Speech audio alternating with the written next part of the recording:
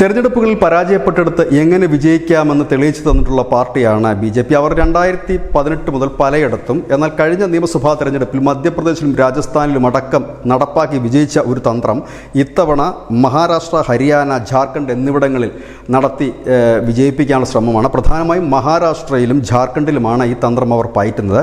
ഈ തന്ത്രം എന്തായെന്ന് ചോദിച്ചു കഴിഞ്ഞാൽ, കഴിഞ്ഞ തവണ അവർ പരാജയപ്പെട്ട് 2ാം സ്ഥാനത്ത് പോയിട്ടുള്ള മണ്ഡലങ്ങൾ, നിയമസഭാ മണ്ഡലങ്ങളിലെല്ലാം സ്ഥാനാർത്ഥിയെ നേരത്തെ പ്രഖ്യാപിക്കുക, ഒപ്പം തന്നെ സംവരണ സീറ്റിലും സ്ഥാനാർത്ഥികളെ നേരത്തെ പ്രഖ്യാപിക്കുക എന്നൊരു തന്ത്രമാണ്. അതനുസരിച്ച് മഹാരാഷ്ട്രയിൽ 30 മുതൽ 35 സീറ്റ് വരെ, കഴിഞ്ഞ തവണ അവർക്ക് നഷ്ടമായ 30 മുതൽ 35 സീറ്റുകളിലേക്കുള്ള സ്ഥാനാർത്ഥികളെ ഉടൻ പ്രഖ്യാപിക്കും.